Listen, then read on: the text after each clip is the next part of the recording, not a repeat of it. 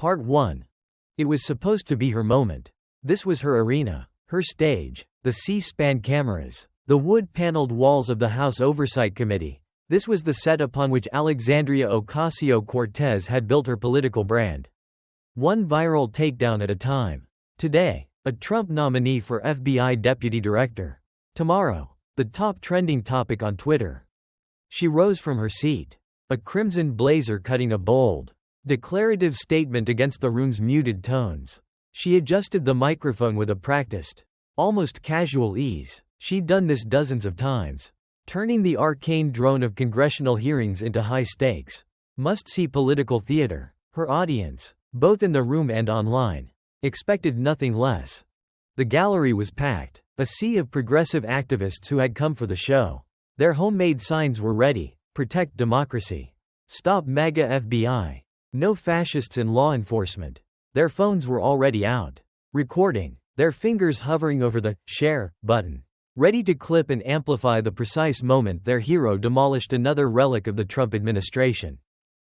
At the witness table sat Dan Bongino, looking remarkably, almost unnervingly, calm for a man about to be ritually sacrificed on national television. Navy suit, crisp white shirt, wire-rimmed reading glasses perched on his nose. A thick folder lay closed before him, next to a single glass of water he hadn't touched.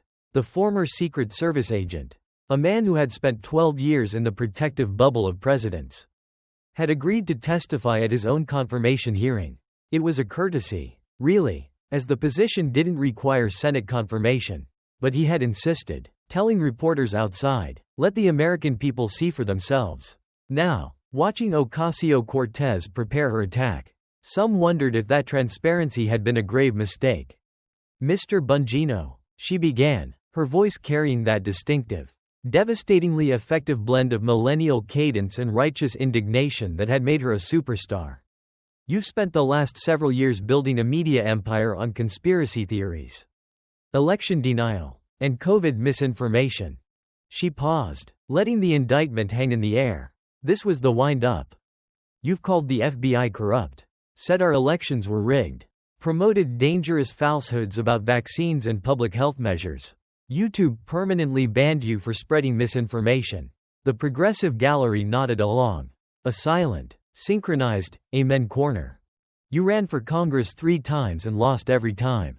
Then you pivoted to conservative media where you've made millions, attacking the very institutions you now claim to want to serve." AOC leaned forward, her expression hardening, zeroing in for the kill.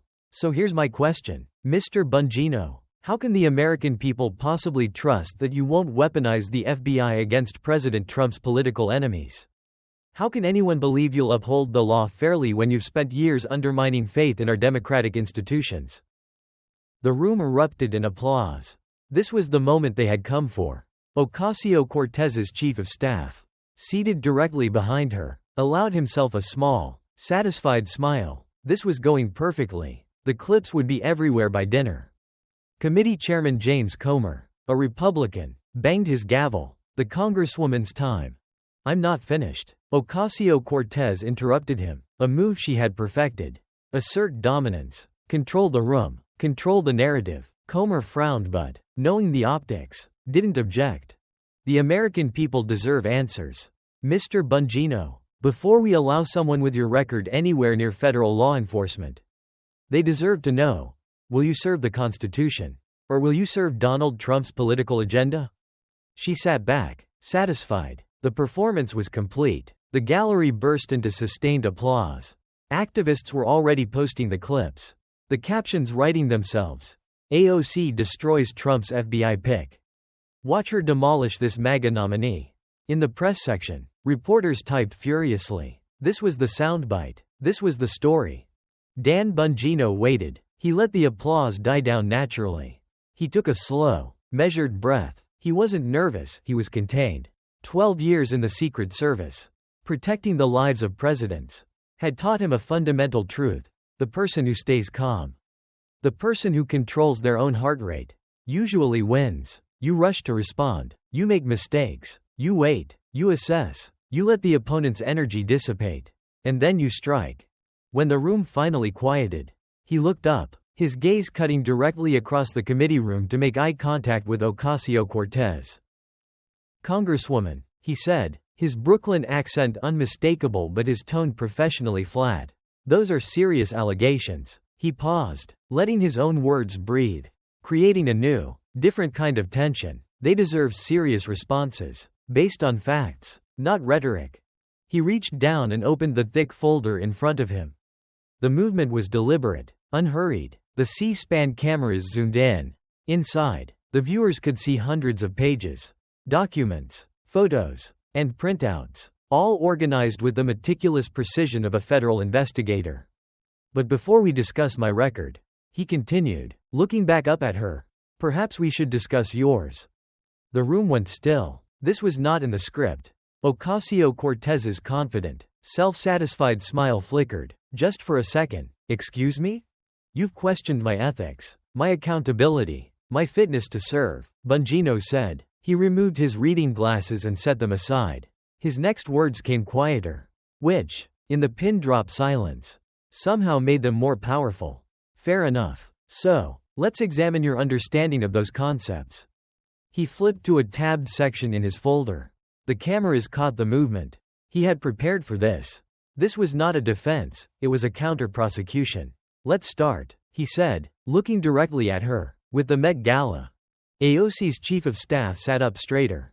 Behind the dais, Democratic committee members exchanged uneasy glances. In the gallery, the progressive activists looked confused. What did a party have to do with this? "The Met Gala?" Ocasio-Cortez repeated, attempting a dismissive laugh, but her voice had lost its earlier certainty. "What does that have to do with anything?" "Everything," Bongino said gently. "It has everything to do with ethics, with accountability, with whether someone practices what they preach." He pulled out a photograph, a glossy 8x10, and held it up for the cameras to see clearly. It was the image, Ocasio-Cortez in her designer white gown. The red letters painted dramatically across the back, "Tax the Rich." "Beautiful dress," Bongino said. "This photo went viral, didn't it? Millions of views. Everyone talking about your bold statement. Taking the message directly to the elite." He set the photo down. "Still visible. Powerful political theater. I'll give you that." Another pause. Longer this time. "But, Congresswoman, who paid for that dress?" The question hung in the air. Simple, direct, devastating. Ocasio-Cortez opened her mouth, closed it, then opened it again. That's been addressed. The Ethics Committee." "Yes." Bongino nodded. "The Ethics Committee. We'll get to their findings." He pulled out another document. The cameras zoomed in. It was an official House Ethics Committee report. The recent publication date clearly visible. "You attended one of the most exclusive events in the world. Tickets that cost more than most Americans make in a year. You wore a custom designer dress. Had your hair and makeup done professionally. Stayed in a luxury hotel. And all of it, the dress, the styling, the hotel, was given to you for free. Complimentary. Because you're a celebrity politician." In the gallery, the activists had stopped chanting. They were listening, leaning forward. "Now, members of Congress have rules about gifts," Bongino continued, his voice a level, factual monotone. "You can't accept expensive gifts from private parties.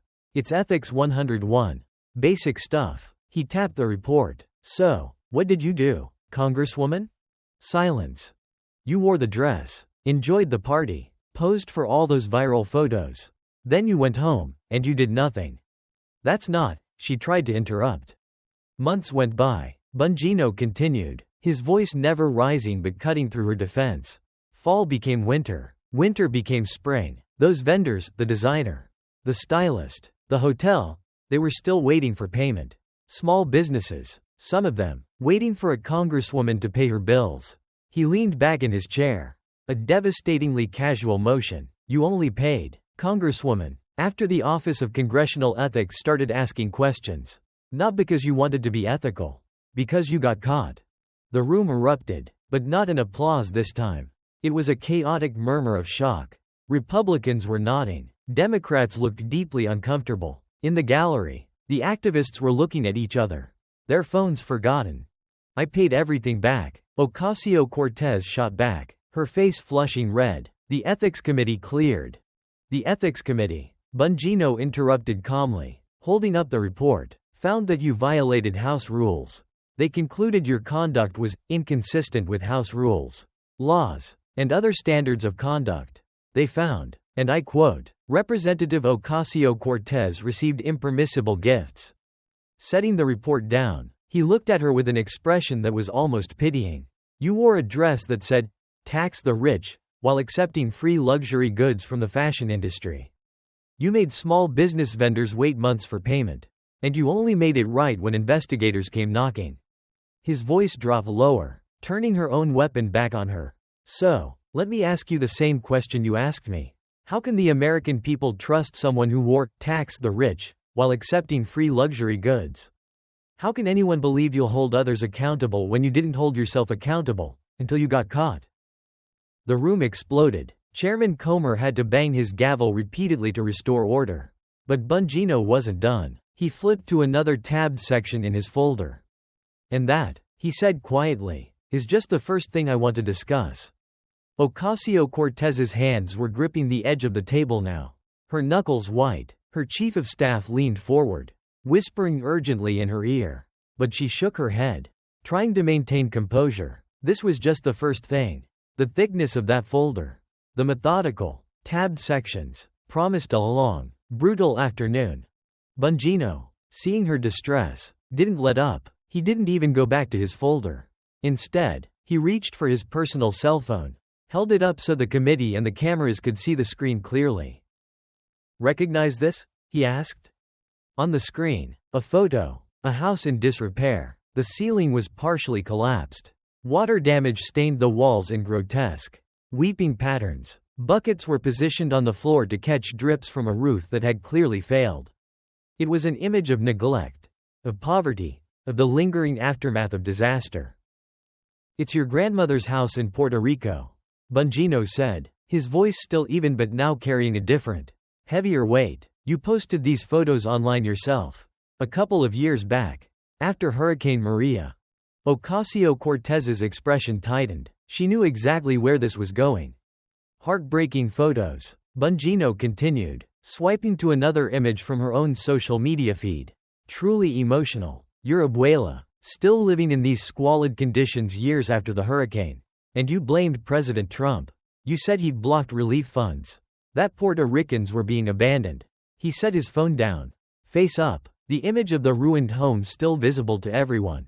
It was a powerful message. The photos went viral. Everyone felt terrible for your abuela.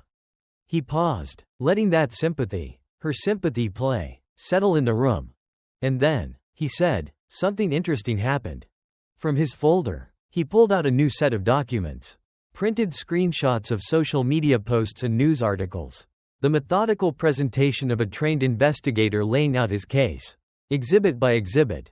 A conservative commentator named Matt Walsh, you know him. I think, he saw your post.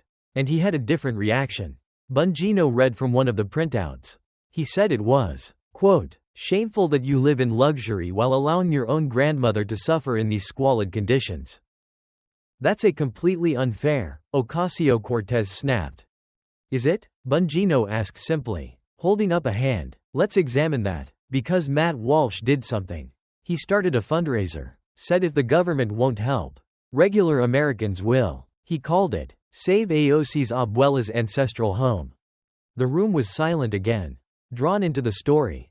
And you want to know what happened? Regular Americans, not the political class, but everyday people, opened their wallets. Grandmothers sending what they could spare. Veterans on fixed incomes. Working families. People who probably needed that money themselves. They didn't care about politics in that moment. Congresswoman. They just saw another grandmother suffering and they wanted to help. He held up another printout. A screenshot of the fundraiser's total. By the next morning, they had raised over $100. Gasps rippled through the gallery. Life-changing money. Bongino emphasized. More than enough to completely repair that house. More than enough to make your grandmother comfortable and safe. Mr. Walsh reached out to you. Publicly on Twitter. Sent messages to your office. He said, here's the money for your grandmother. Tell us where to send it. Bongino set down the printout slowly. Deliberately. His eyes locked on hers. And you said no. The revelation landed like a physical blow. You could hear the air suck out of the room. Someone in the gallery shouted, "Why? You refused it." Bongino continued, his voice flat, factual. "Every penny. Your family told GoFundMe they didn't want the money. So it all went back to the donors. Over $100 returned. My grandmother is fine." AOC tried to counter. Her voice strained. This was about making a political point about systemic. A political point? Bongino interrupted, his calm finally cracking to show a flash of genuine anger. Your grandmother was suffering. You said she was suffering. You showed the world her collapsed roof. You used her for your viral moment. And then when actual help came, real money, real assistance, from real people, you turned it down. Why? Because it came from the wrong political tribe? Or was it because accepting that help, accepting that $100, would undermine your political narrative that the government was the only one to blame? The room erupted again, Democrats trying to object, Republicans energized, the gallery in chaos. Bongino's accusation hung in the air, that she had chosen the narrative of her grandmother's suffering over the end of her grandmother's suffering. Let me paint another picture for the American people, Bongino said. He stood up from the witness table, an unusual move that commanded the room's full attention. The cameras refocused. This was no longer a witness answering questions. This was a prosecutor making his closing argument. You live in Washington, D.C., he continued, in one of the fanciest, newest residential buildings in the city. The kind of place with golf simulators, rooftop dog parks, multiple pools, and climbing walls. The kind of amenities most Americans only see in luxury magazines. He wasn't shouting. He didn't need to. Every word landed like a hammer blow, contrasting with the image of the collapsed roof and rainwater buckets that still lingered in everyone's mind. You make a six-figure congressional salary, over $174 a year. You've got book deals, media appearances. He stopped, turning to face Ocasio-Cortez directly, his voice dropping slightly. You could have fixed your grandmother's house with 1 month of your salary. Maybe 2, to be generous, but you didn't. The silence in the room was deafening, filled only by the weight of that calculation. Instead, Bongino said, you posted photos of her suffering for political points. You got your viral moment.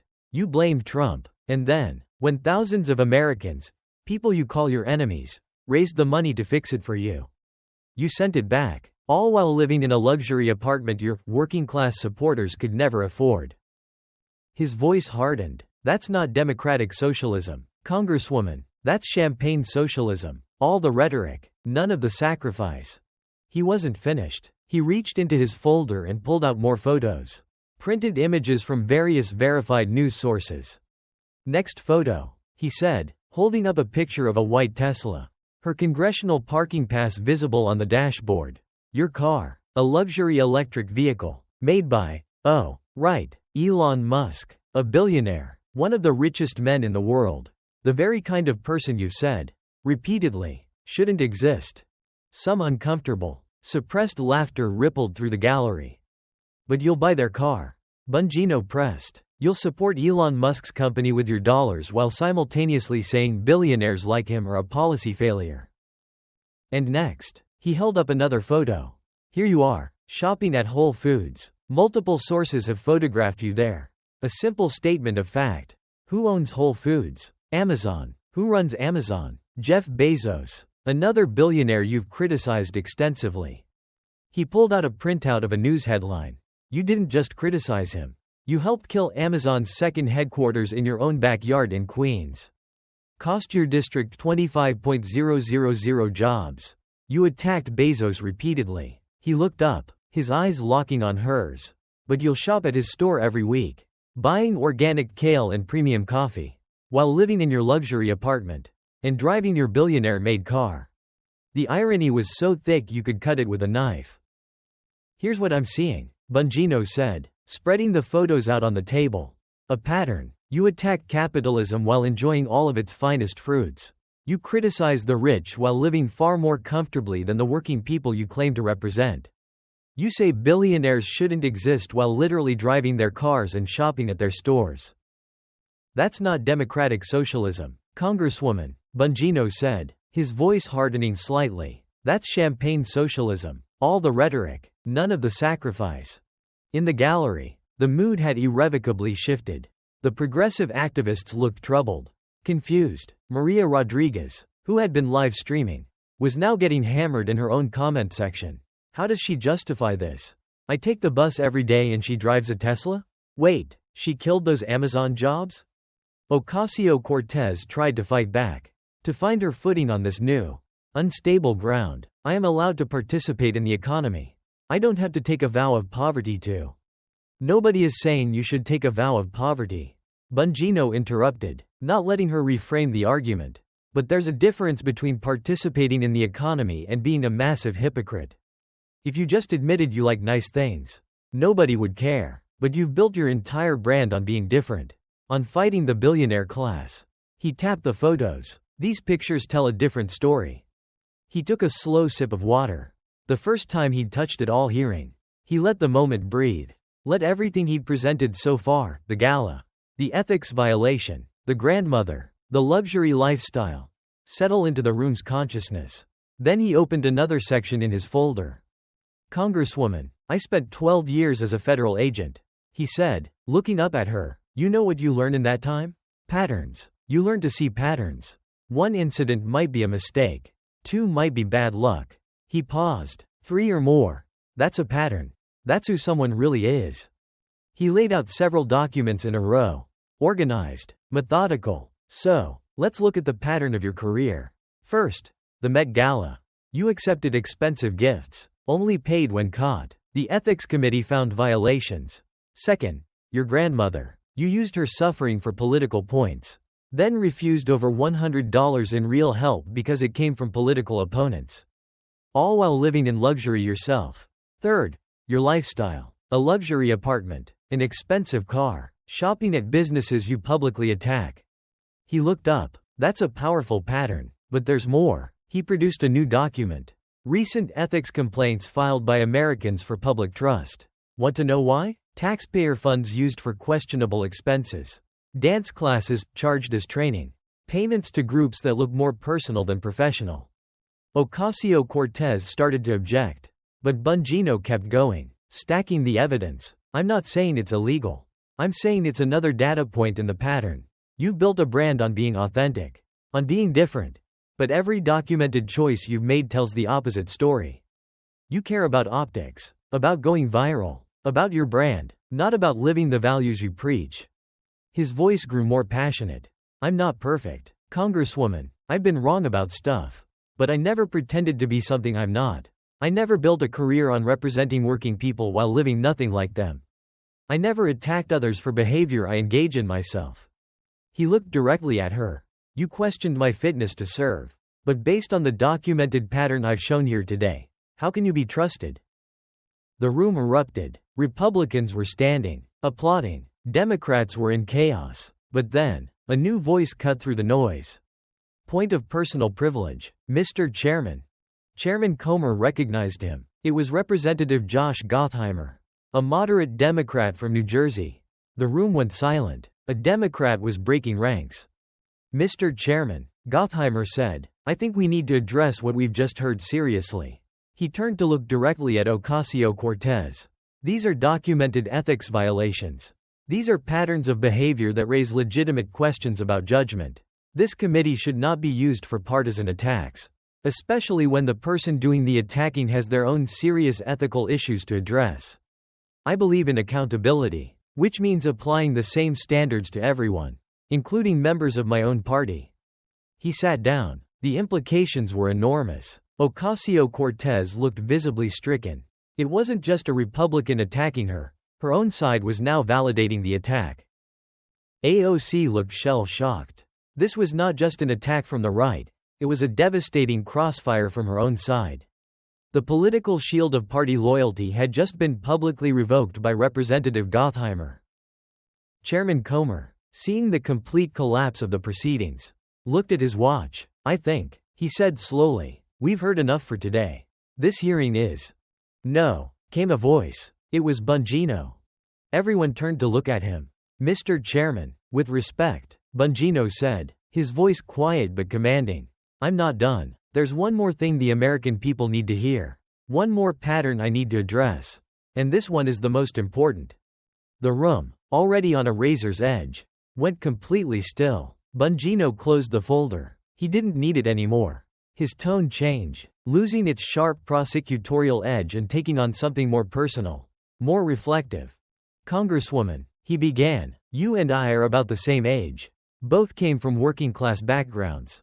Queens and the Bronx. Not that different, really. We both saw our parents struggle. We both wanted to make a difference. He stood, but this time it wasn't an aggressive move. I chose my path. NYPD, then Secret Service. Spent 12 years protecting Presidents Bush, Obama, Democrats and Republicans. It didn't matter. My job was to serve the Constitution. I ran for Congress 3 times and lost. You know what that taught me? That I wasn't good at politics. So, I went into media. I said what I believed. Sometimes I was right, sometimes I was wrong, but I was always honest about who I was. He stopped, looking first at the committee, then directly at her. You and I disagree on almost everything politically. That's fine. That's democracy. But here's where we're different. Congresswoman, you've built your career on inconsistency. On saying one thing and doing another. On attacking the very systems you benefit from. He started counting on his fingers. A final, damning summary. 1. You say, tax the rich, while accepting free gifts from the rich. 2. You say billionaires shouldn't exist while supporting their businesses. 3. You say you represent working people while living nothing like them. 4. You say Puerto Rico needs help but refuse $100 in help when it comes. 5. You attack capitalism while enjoying every single luxury it provides. He held his hand up. That's not just hypocrisy, Congresswoman, that's a fundamental character issue. His voice dropped, forcing everyone to lean in. And here's what really bothers me. More than any of it. The people who believe in you. The working families who donated. The activists in this very gallery. They believe in your message. They want accountability. And you've been lying to them. Not with your words are beautiful. But with your actions. With how you actually live. I spent 12 years in the Secret Service. Congresswoman, you know what that job taught me? Integrity. Charge your expensive car. When you shop at Whole Foods tomorrow, will you think about the working families you claim to represent? Will you think about your grandmother, whose suffering you exploited for clicks? Will you think about the small business vendors you made wait months for payment? He paused, letting the accusations land, one by one. Or, his voice dropped to almost a whisper. Will you just think about your next viral moment? The silence that followed this question was absolute.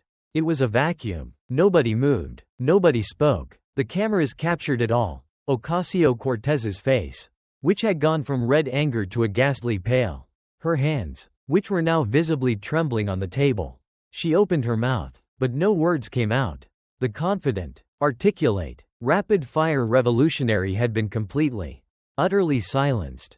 Behind her, her chief of staff looked devastated. This was catastrophic. There was no spin, no statement that could fix this. In the gallery, Maria Rodriguez, the activist who had come to cheer, was now openly crying, a silent stream of betrayal. Ocasio-Cortez tried one more time to regain control. To say something. You don't, she started. But her voice cracked. The microphone caught the tiny, pathetic break in her usual confident delivery. You can't just. She stopped. Her microphone, as if on cue, let out a small pop and then went dead.